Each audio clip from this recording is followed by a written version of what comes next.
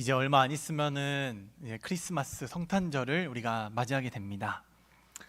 우리가 크리스마스를 가장 즐겁게 보낼 수 있는 방법은 무엇일까요? 휴일이니까 집에 가족들과 함께 맛있는 음식을 먹고 남의 생일에 자기들끼리 선물도 주고받고 하면 아주 즐거운 일이 될 것입니다. 제가 농담삼아 했지만 선물도 주고받으면 아주 기분이 좋겠죠. 또 교회를 안 다니는 분들 중에는 월요일에 성탄절이 걸리면 금, 토, 일, 월 황금 연휴에 가까운 해외나 아니면 국내 여행도 괜찮은 선택지일 것입니다. 괜히 발표해야 한다고 못하는 노래 연습, 춤 연습, 탭댄스 연습 하면서 토요일마다 연습한다고 아이들 실어 나르느라 고생하고 휴일 아침부터 교회 나와서 졸린 눈 비비면서 예배드리고 너무 힘들겠죠. 그러니까 우리는 지금 크리스마스를 가장 재미없게 보내는 방법을 매년 선택해 왔습니다. 그날도 성탄절 이러면은 조금 기분이 안 나고 크리스마스 이렇게 말해야 더 세련돼 보이고 신나게 들립니다. 근데 사실은 이 크리스마스라는 말도 그리스도 미사, 크라이스트 마스라는 말의 합성어입니다. 그럼에도 불구하고 우리는 어떻게 해서든 세상 속에서 예수님 지우기를 당하고 있습니다. 다음 사진 보여주시면 그 다음 보여주세요. 어린 아이들이 가끔 이제 집에서 어른들이나 다른 사람 생일 파티를 할 때 아이들이 귀엽고 웃긴 장면을 연출하게 됩니다. 자기 생일도 아닌데 이 촛불 끄는 게 재밌으니까 촛불을 한 번, 두 번, 여러 번 끄고 싶어서 생일 축하 노래도 부르라고 하고 이 촛불을 계속 끄자고 합니다. 근데 그냥 재밌어서 끄는 게 아니라 아예 자기한테 생일 축하 노래를 불러달라라는 아이들도 있습니다. 그날 생일의 주인공은 따로 있는데 자기 즐거움, 자기 주목받는 게 가장 중요한 것이 이 아이들의 마음이기 때문입니다. 하지만 애니까 우리는 그 아이들을 귀엽게 봐주고 즐거워합니다. 그런데 어른이 그러면 얼마나 꼴사나운 행동이 될까요? 어딜 가든 자기가 주목받아야 하는 사람이 있고 자기 기분이 가장 중요한 사람이 있습니다. 이렇게 사람들이 모여도 오늘 주인공은 이 사람인데 꼭 자기가 주목을 받아야 되고 오늘은 즐거운 날인데 자기 기분 안 좋다고 그 모임의 분위기를 망치는 사람이 있습니다. 그렇게 꼴불견인 모습이 바로 예수님의 나심을 기념하는 성탄절에 버젓이 일어나고 있다는 말입니다. 예수님을 생각하면 십자가를 생각할 수밖에 없게 되고 십자가를 생각하면 내 죄를 생각할 수밖에 없게 됩니다. 애초에 예수님이 오신 것 자체가 우리의 죄 때문인데 사탄은 이러한 불편한 마음을 교묘하게 이용해서 성탄절 그냥 내 기분 좋은 날, 내가 주목받는 날로 바꿔가고 있습니다. 그래서 제가 예전부터 아이를 낳으면 꼭 해보고 싶었던 것이 있는데 이 성탄절에 선물 안 주기입니다. 그래서 제가 이제 한 8년 정도 사역을 했는데 매번 부모님들한테 이렇게 해보자 라고 말하지만 부모님들도 이게 실제로 해보려고 하면 실천이 잘 안 되는 것 같아서 말만 하고 말았던 적이 많이 있습니다.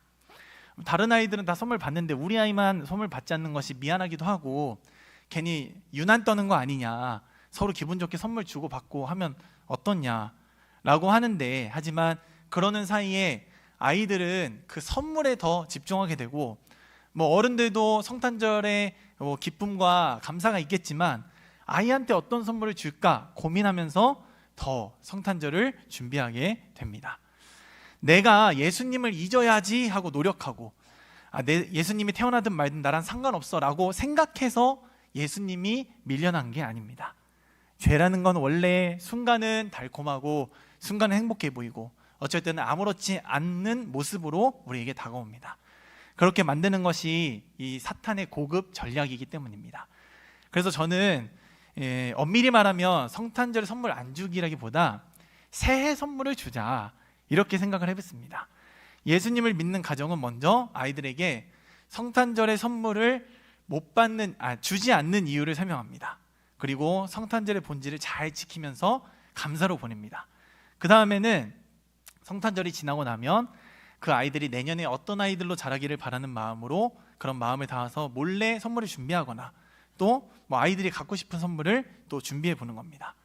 그러면 이렇게 교회를 다니는 사람들은 송구경신 예배를 드리게 될 텐데, 송구경신 예배 드리러 갈 때 아빠랑 아이들이랑 먼저 차 타러 나갑니다. 엄마는 몰래 선물을 숨겨놓든지, 또 송구경신 예배 마치고 돌아와서 선물을 풀어보거나, 아니면 빨리 자야 되면 다음날 아침에 선물을 풀어보면서 우리는 내년에 하나님의 이러한 축복을 받았으면 좋겠다, 또 너희들 이렇게 자랐으면 좋겠고 우리 가정은 이랬으면 좋겠다 라는, 또 서로를 축복하고 축하하면서 새해를 시작하는 것입니다.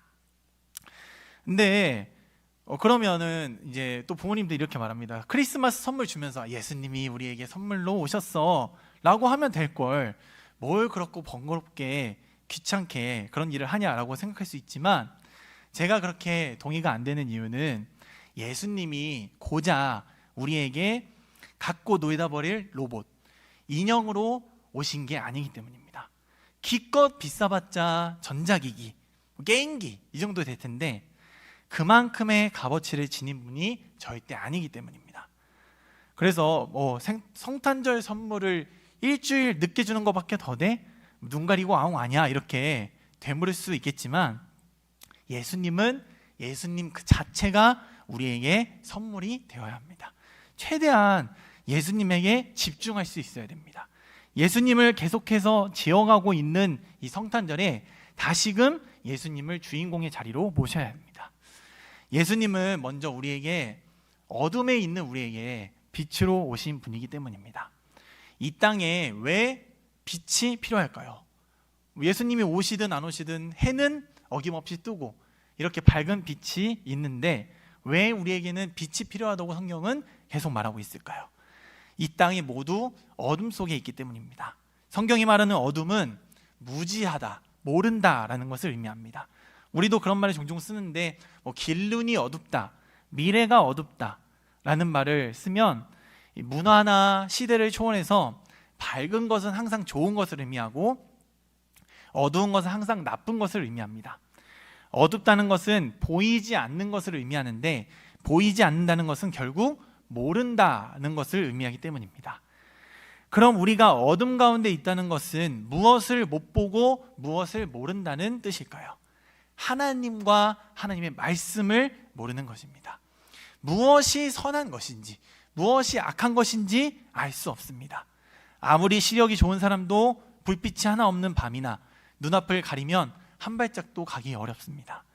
내 발걸음이 위험한 곳으로 가게 될지 안전한 곳으로 가게 될지 알지 못하기 때문입니다. 그런데 사람들은 어둠 속에서는 발걸음 하나도 조심하지만 인생의 발걸음이 어두울 때에는 조심하지 않습니다.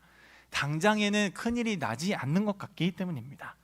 그래서 성경은 이 땅을 보면 자기들은 지혜롭다고 하지만 전혀 그렇지 못한 행동과 결과를 보여준다고 말하면서 로마서에서 이렇게 말하고 있는데, 로마서 1장 29절에서 31절을 보면 불의, 추악, 탐욕, 시기, 살인, 비방, 능욕, 교만, 이러한 많은 죄들로 인해서 사람들은 서로 피해를 주고받고 슬픔과 고통을 주고받고 있습니다. 예수님이 태어나시던 그때도 마찬가지였습니다. 그 땅은 억압과 불의가 가득했고 왕이 태어났다는 박사들의 얘기를 듣고 2살 이하의 어린아이들을 다 죽이는 끔찍한 일도 벌어졌습니다. 심지어 최초의 사람 아담도 죄를 범하고 나서 그 아들은 자기 동생을 죽이는 범죄를 저지르기도 했습니다. 인류의 역사는 죄의 역사라고 해도 전혀 틀리지 않습니다. 우리는 이러한 무지 가운데, 죄악 가운데 살아가면서 더욱 비참한 그 상황을 맞이하게 되는데, 그 비참함은 뭐냐면 이러한 죄 가운데 이 죄들을 해결할 수 있는 방법도 모르고 있다는 것입니다. 우리가 오늘 읽은 말씀 앞에 이사야서 8장 20절과 22절 함께 한번 읽어보겠습니다. 시작.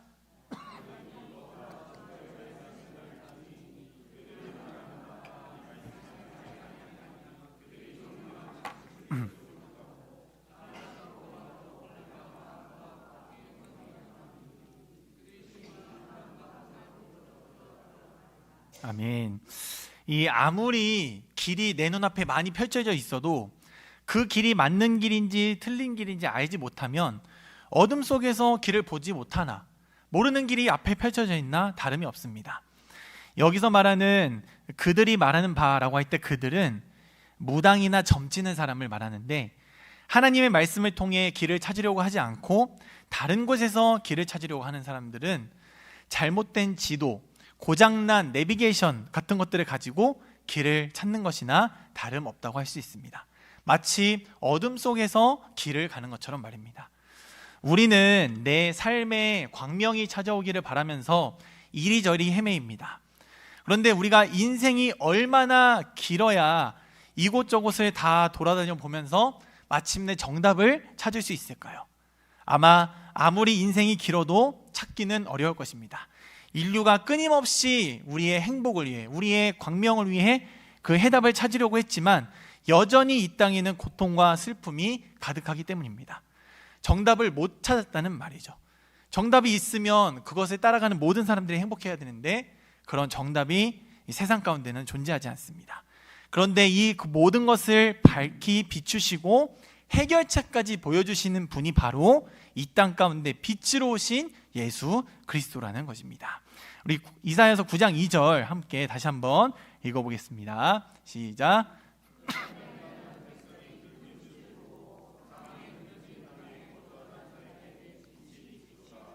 아멘.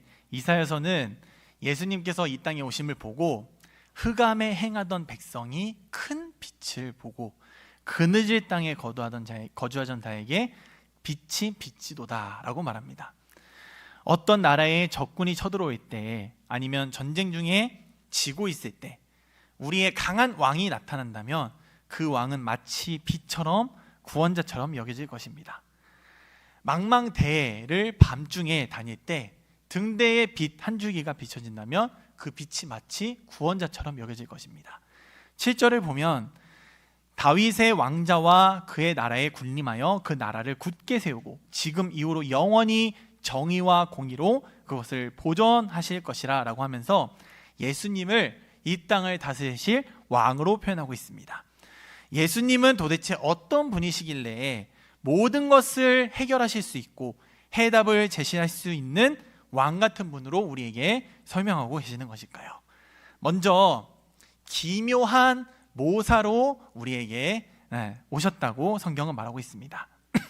우리 한글 성경에는 기묘자, 모사, 전능하신 하나님 이렇게 이어져 나가지만 그 뒤에 나오는 것들을 보면 전능하신 하나님, 영존하시는 아버지, 평강의 왕 이런 것처럼 기묘한 모사를 또 기묘자 모사 이렇게 번역이 된 걸 수도 있습니다. 그래서 이 성격과 역할을 한데 묶어보면 기묘한 모사라고 해도 자연스러워 보입니다. 왜냐하면 이 기묘한 것 그리고 모사는 다 지혜의 탁월함을 말하고 있는 것이기 때문입니다. 기묘하다는 단어는 우리가 신비스럽거나 초자연적인 현상을 말할 때도 쓰기 때문에 이질감이 들 수도 있습니다. 기묘한 이야기, 뭐 이렇게 귀신이 나오거나 아니면 막 이상한 이야기를 말할 때 쓰는 단어이기 때문에 이질감이 들 수도 있지만 이 기묘하다는 말은 사실 사람의 생각을 뛰어넘는 것들을 표현할 때 사용하는 말이라는 걸 생각하면 보통 사람을 뛰어넘는 놀랍고 비범한 기적과 같은 무언가를 의미한다고 할 수 있습니다. 모사는 지혜로운 충고나 조언을 해주고 계획과 선택을 제시하는 사람입니다. 모든 위대한 일, 모든 위인은 혼자서 일어나고 혼자 세워지는 법은 없습니다. 아무리 위대한 사람도 그 옆에는 묵묵히 돕는 배우자가 있을 수도 있고 때마다 중요한 조언을 해주는 동료나 신하가 있을 수도 있고 그 일을 돕는 탁월한 제자나 동역자가 있습니다. 저만 해도 어떤 중요한 선택을 하거나 중요한 일들을 구상하고 고민할 때면 뭐 제 아내나 우리 부서의 선생님들 그리고 정 목사님이나 정 강도사님 덕분에 나 혼자서는 절대로 생각해낼 수 없는 생각들인데 선택들인데 라고 하면서 저로서는 기묘하고 기적과 같은 일들을 또 경험하게 됩니다. 이렇게 서로가 연약하고 부족한 사람들끼리도 서로가 서로에게 도움과 조언을 주고받을 때 큰 도움이 되고 기묘한 일이 벌어지는데, 기묘한 모사로 오신 예수님이 내 옆에서 항상 나의 길을 알려주시고 선택이 있어서 항상 정답 알려주신다면 그것만큼 형통한 삶이 없을 것입니다. 그런데 예수님은 우리에게 단지 기묘한 모사가 되실 뿐만 아니라 두 번째로 전능하신 하나님으로 우리에게 오셨습니다. 우리 시편 24편 8절 말씀을 같이 한번 읽어보겠습니다. 시작.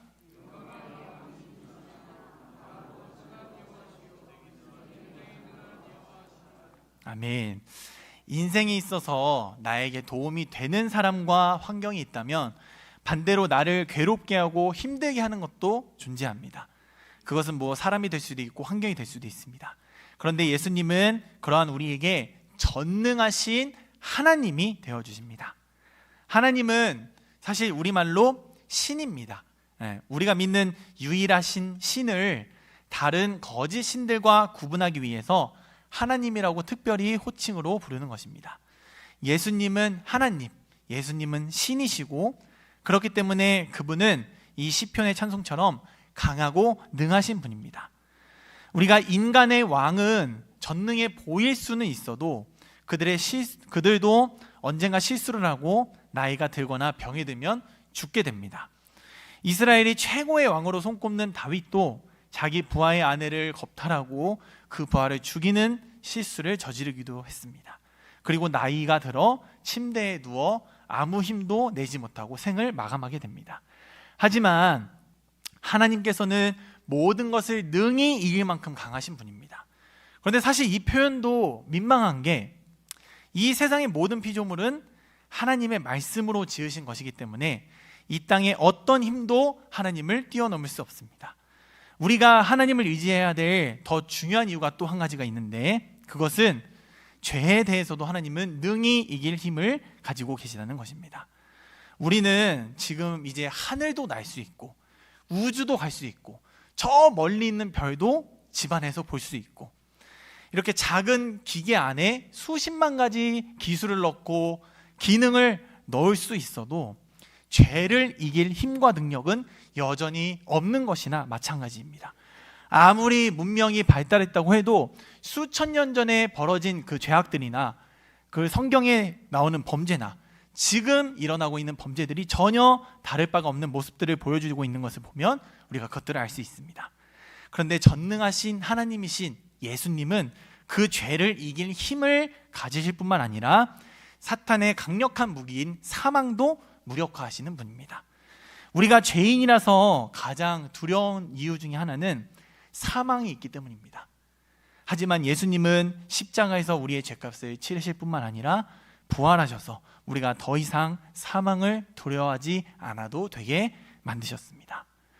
이제 이 전능하신 하나님이 우리에게 또 어떤 존재로 다가오시냐, 바로 세 번째로는 영존하시는 아버지로 우리에게 다가오신다고 말씀하고 있습니다.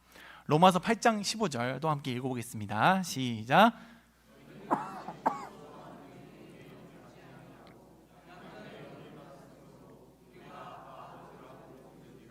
아멘. 우리가 믿는 하나님이 전능하시다는 것도 사실 매우 든든한 사실이지만, 그분이 나에게 영존하시는, 영원히 계시는 아버지로 우리에게 계실 경우 그 든든함은 더 견고해지실 것입니다. 보통 이 신이라는 존재는 그렇죠. 그 자리에 신은 그대로 있고 그 신을 믿는 사람은 복을 받고 믿지 않는 사람은 복을 받지 않는 그런 게 일반적입니다. 구약이 쓰이던 당시의 신들도 그랬고 지금도 일반적으로 신을 생각하면 그렇습니다. 하지만 우리 하나님은 우리와 이제 아버지와 자녀의 관계로 다가오십니다. 예수님은 영존하는 아버지로 우리에게 오시면서 동시에 우리를 자신의 형제로 삼으셨습니다. 우리 출애굽기 4장 22절에서 23절을 보시면 하나님은 이스라엘 자기 백성을 이제 자기 아들이라고, 장자라고 부르시면서 내 아들 건드리는 놈들은 다 가만히 안 둘 거다, 이렇게 말씀하고 계십니다. 그리고 히브리서 2장 11절에서도 예수님은 우리를 자기의 형제와 자매로 부르시기를 부끄러워하지 아니하신다고까지 말씀하고 계십니다. 하나님 아버지가 우리 아빠고 예수님이 우리 형이고 오빠면 더 이상 두려울 게 뭐가 있을까요? 하나님은 우리에게 사랑을 또 경험하게 하시기 위해 육체의 부모님도 우리에게 주셨지만 그분들이 우리를 아무리 사랑하고 또 해도 연약함이 있고 언젠가 그분들도 우리 곁을 떠나기 마련입니다. 그럼에도 불구하고 그 연약하고 부족한 부모의 사랑을 통해 우리는 성장하고 보호받고 안식을 누립니다. 하물며 영원히 우리와 함께 하시는 영존하시는 아버지로 이 땅에 오신 예수님은 더더욱 우리에게 영원한 사랑과 안식을 허락하실 것입니다. 마지막으로 예수님은 평강의 왕으로 우리에게 오시는 분이십니다.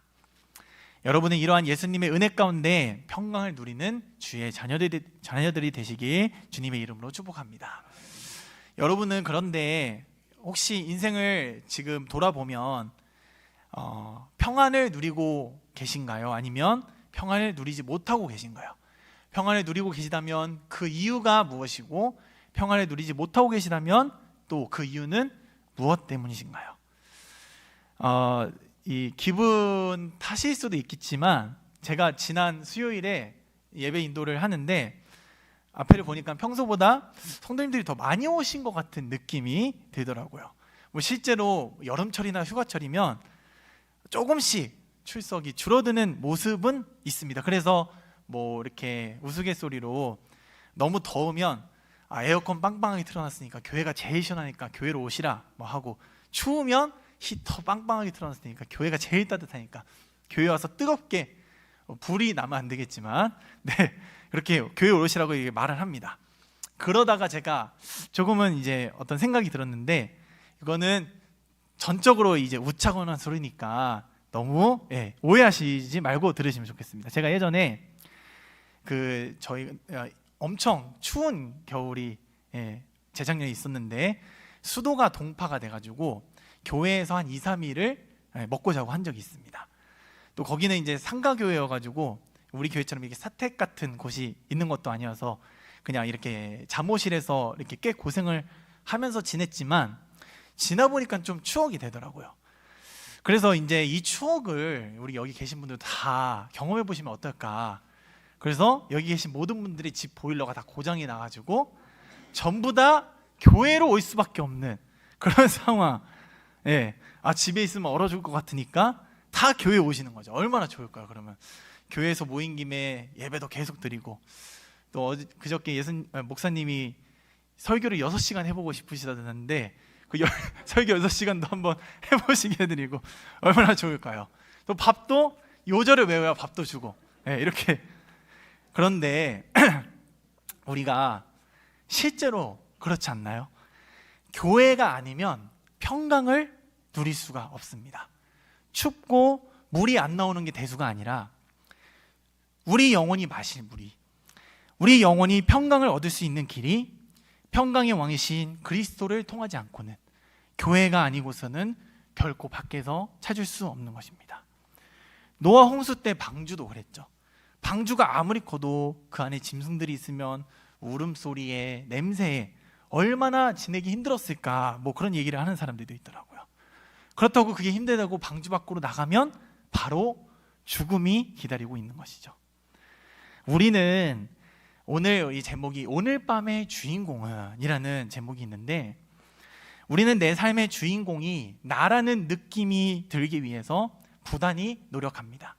내가 내 인생인데 내가 하고 싶은 일도 제대로 못하고 쉬고 싶어도 못 쉬고, 내 인생인데 내 기분이 아니라 남들 기분 맞춰가면서 남들 부러워해가면서 근데 안 그렇게 살려고 애쓰지만 그렇게 잘 안 됩니다. 이걸 해결하려면 어떻게 해야 될까? 남들보다 실력이 뛰어나야 될까? 돈이 많아야 될까? 그러려면 남들보다 더 열심히 살아야 될까? 수많은 방법과 그럴듯한 방법을 찾으려고 해도 정답이 안 보입니다. 마치 어둠 가운데 길을 잃은 사람처럼 말입니다. 그러한 우리에게 예수님은 또 오늘 이렇게 말씀하고 계십니다. 마태복음 11장 30절에 이는 내 멍에는 쉽고 내 짐은 가벼움이라. 이 세상을 살아가면서 예수님을 믿으면 뭐 고난이 따라온다, 십자가의 길이다 라고 하겠지만 그 고난과 십자가가 예수님이 없는 삶만 할까요? 우리는 죄로 인해서 내 모습을 잃고 살아갑니다. 나는 스스로 주인공이 되고자 그리고 행복을 누려서 내 삶의 주도권을 찾고자 끊임없이 애쓰지만 그러다 보면 내가 주인이 되는 것이 아니라 그것들, 실력, 돈, 노력 그런 것들이 나의 주인이 되고 맙니다. 예수님은 본래의 모습을 잃어버린 나를 다시 주인공으로 만들어 주시기 위해 모든 영광을 버리고 이 땅에 전혀 주인공에 어울리지 않는 아기의 모습으로 이 땅 가운데 오셨습니다. 우리에게 참 평강을 주시기 위해 오신 것입니다. 이제 우리는 그분이 오신 날, 그날의 주인공을 잊지 않기를 원합니다. 선물은 원래 받는 사람을 더 빛나게 해주죠. 생일 선물을 받으면 그 생일인 사람이 더 빛나게 되고, 졸업식에는 꽃다발을 받는 사람이 그 또 꽃다발로 인해서 더 빛나게 됩니다. 그런데 성탄절은 오히려 그 선물이 주인공인 날입니다. 이 땅에 선물로 오신 예수 그리스도의 놀랍고 아름다운 오늘 그 모습 때문입니다. 그런데 예수님은 다시금 우리를 내 삶의 주인공으로 만들어 주십니다.